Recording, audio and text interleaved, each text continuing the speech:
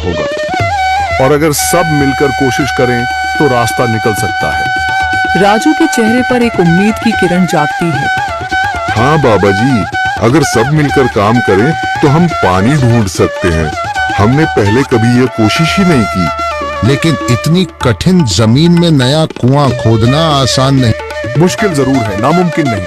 अगर हम मिलकर काम करें तो ये हो सकता है। राजू खड़ा हो जाता है, उसकी आंखों में एक नई रोशनी है। तो फिर हम कल से काम शुरू करेंगे। मैं गांव के सभी युवाओं को इकट्ठा करूंगा। हम मिलकर नया कुआं खोदेंगे। यह कहते हुए वह शामू के साथ गांव के दूसरे युवाओं को बुलाने के लिए निकल पड़ता है। कहीं दूर से गरज की हल्की सी आवाज आती है, जैसे आकाश ने उनकी उम्मीदों की गवाही दे दी हो।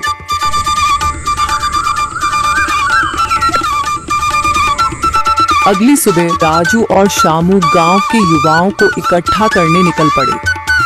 चौधरी महेश की हवेली के सामने एक भीड़ जमा है।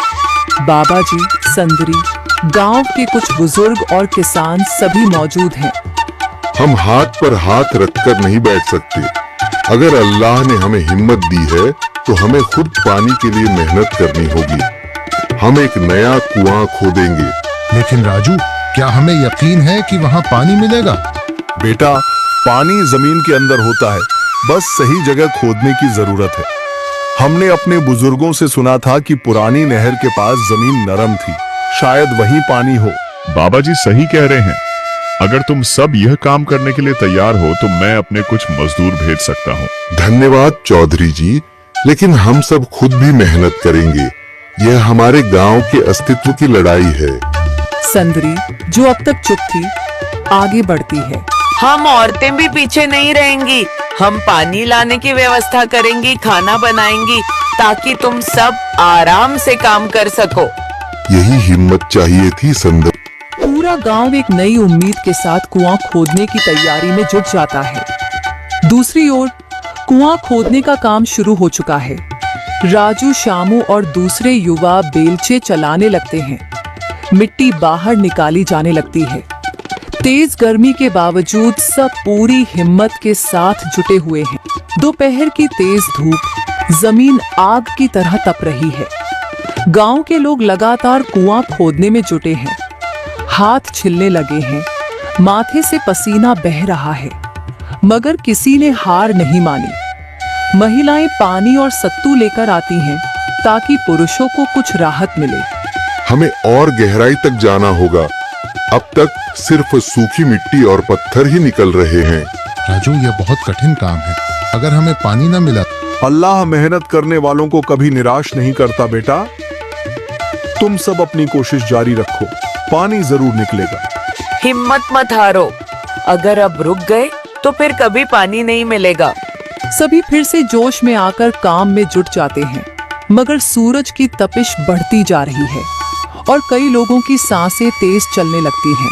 तभी एक तरफ से रामलाल और उसके आदमी हंसते हुए आते हैं। अरे भाई, तुम्हें लगता है कि जमीन तुम पर रहम करेगी? हाँ हाँ, ना समझ लोग, ये सब बेकार की मेहनत है। रामलाल, हमारा हौसला मत तोड़ो। अगर तुम मदद नहीं कर सकते तो कम से कम मजाक भी मत उड़ाओ। मदद? हाँ, मैं अपने कुएं का पानी बेच सकता हूँ, मगर मुफ्त में नहीं दूंगा। राजू सब अनसुना कर फिर काम में लग जाता है। शाम होने लगती है, लेकिन अभी तक पानी का नामो निशान नहीं। कुछ लोग मायूस होकर पीछे हटने लगते हैं। राजू, शायद रामलाल सही कह रहा है। यह सब बेकार है। नहीं शामू, हमें हार नहीं माननी। अगर आज हार गए तो फिर कभी हिम्मत नहीं कर पाएंगे। तभी अचानक फावड़ा किसी कठोर चीज से टकराता है। एक अजीब सी आवाज आती है। राजू चौंक कर देखता है और जल्दी जल्दी मिट्टी हटाने लगता है। अचानक एक ठंडी लहर महसूस होती है। सभी लोग दौड़कर आते हैं। जैसे जैसे मिट्टी हटती है, नीचे से गीली जमीन नजर आने लगती है। सब हैरान रह जाते हैं। सुभान अल्लाह, मैंने कहा था ना, अल्लाह हमारी मेहनत को जाया नहीं करेगा। राजू और बाकी सभी जोर लगाते हैं। कुछ ही पलों बाद अचानक मिट्टी के नीचे से पानी की एक छोटी सी धारा फूट पड़ती है। गांव वाले खुशी से चिल्ला उठते हैं। पानी पानी निकल आया। यह अल्लाह की कुदरत है रामलाल, जिस पर तुम्हें यकीन नहीं था। पूरा गांव आनंद से झूम उठता है। लोग एक दूसरे को बधाइयां देते हैं। औरतें दुआ करने लगती हैं। कुछ दिन बीत चुके हैं। गांव वाले नए कुएं से पानी भर रहे हैं, खेतों को सींच रहे हैं और जिंदगी फिर से पटरी पर लौट रही है। मगर रामलाल अब भी अपनी